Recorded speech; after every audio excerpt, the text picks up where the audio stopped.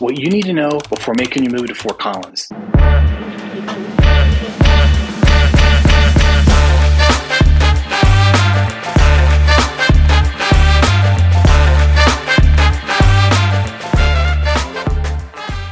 Even though we've been listed in the top 25 for the last 15 years, Fort Collins just isn't for everybody. Today, I'm going to pull back the curtain and share the ins and the outs of life here in Fort Collins. Now, we're just located about 1 hour north of Denver, sitting at the base of the Rocky Mountains, known for our outdoor lifestyle and great food centered around vibrant Old Town Fort Collins. With a population of 170,000 people, we're the fourth largest city in the state of Colorado.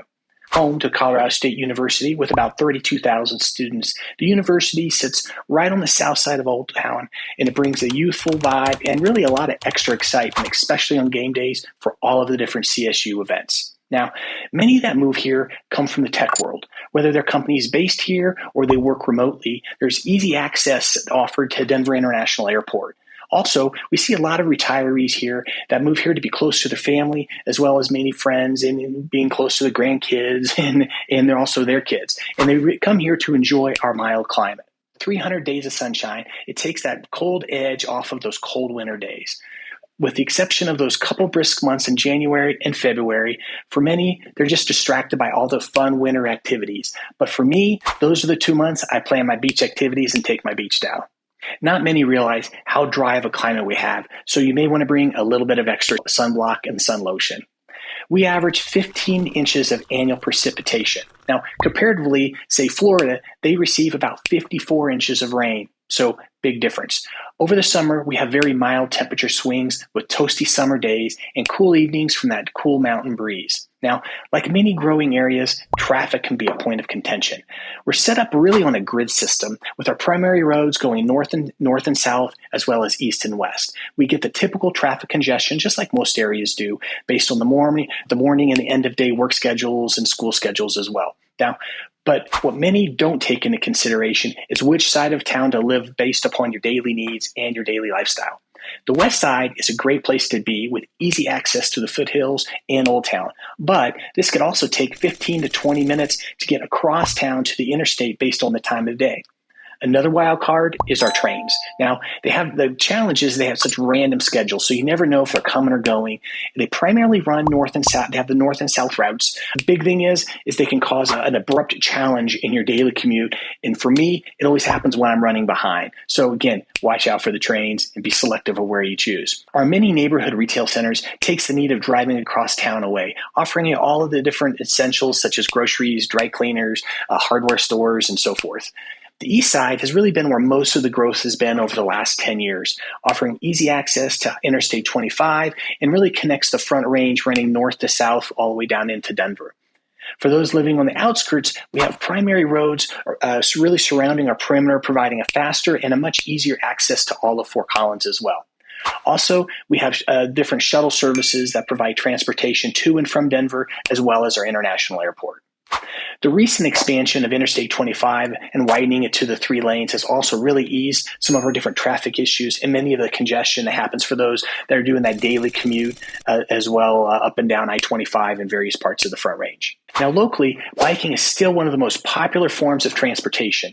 With over 285 miles of bike lanes and trails in town, this gives our residents the outdoor lifestyle that Fort Collins has been known for many years. Our local bus routes also run throughout the town, which really also layer that of additional convenience, especially in those winter months in January and February in the presence of snow. Now, Colorado's outdoor activities clearly is a top attraction for those seeking a higher quality of life and literally having it nestled right in your backyard with an unlimited option to choose from. So if you're into boating, Horsetooth Reservoir is literally at the base of the mountains, over 7 miles long, over 200 feet deep, and offers a playground for water sports as well as great fishing. Now, the Poudre Canyon is the corridor to all of our mountain activities, from biking, hiking, kayaking, as well as fly fishing. But the one thing that many don't realize is a sometimes challenging drive for snow skiing. Now, depending on the day of the week, your drive can be as easy as 2 hours, or it could be a long, really slow haul to get up the mountain traffic. Now, you really have 2 different options. You can either go north to Steamboat Springs, which is a smaller, very beautiful, quaint little resort town. Or you can go south up the interstate to Interstate 70, which is going to get you to Summit in Eagle County. Up there, you're going to have access to all of the great common popular resorts like Breckenridge, Keystone, Copper, as well as Vail in those areas. And then there's a handful of other great resorts as well. Again, the challenge always runs into traffic. So depending on if you're going during the week, it's going to be a much easier drive, as well as on the weekends. You're going to hit the traffic because that's when everyone wants to be there, right? We don't want to leave out the golfers. With 6 courses here in Fort Collins and 11 other golf courses within a 20-mile radius, Northern Colorado is the perfect place to tee it up. Our mild climate gives you that extended play compared to many of the other different regions that are out there. And many of our golf courses also incorporate the rolling hills and topography that we have here in Northern Colorado into the courses, which creates some different challenges in your game, as well as really giving you that mountain view in the backdrop of your game. For those that are looking for fun, Old Town is really where you're going to find it all. With over 80 restaurants in Old Town, you're bound to find any flavor of food you're craving. Additionally, we have many of our different annual festivals that are hosted down and around the Old Town area, and they're filled with food, music, and all kinds of different activities from people of all ages, from kids to retirees as well. Now, if you have interest in the arts and the theater scene, the Lincoln Center, which is right on the west side of Old Town, also has a great venue hosting a variety of different performances and different events as well for all different ages also. I can keep going on and on and on about all the fun stuff, but none of it really matters if the numbers don't work for you. So I like to take just a little glimpse on the housing numbers and see if any of this really makes sense with you and for your budget.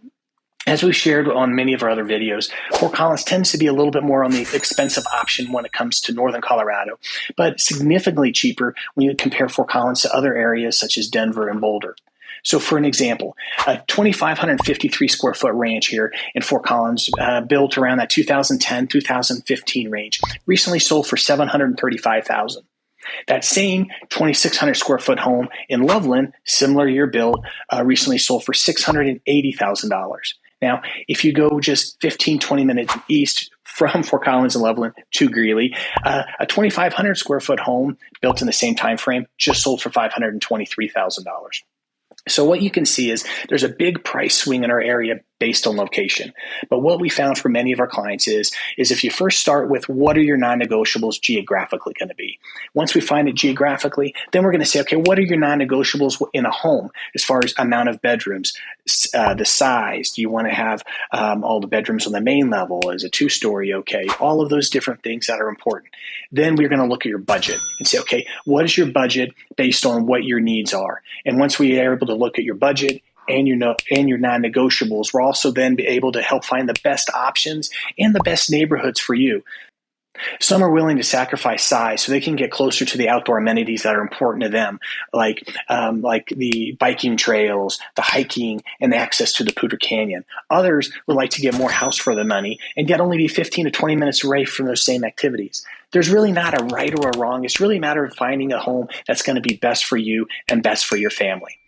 If you'd like links on everything we discussed today, simply scan our QR code or click on the link below and get a copy of our resource guide for all of the different things happening and going on here in Northern Colorado. Don't forget to subscribe so you can get notified as we provide weekly content on everything about Fort Collins as well as Northern Colorado. Until then, we look forward to seeing you on our next video.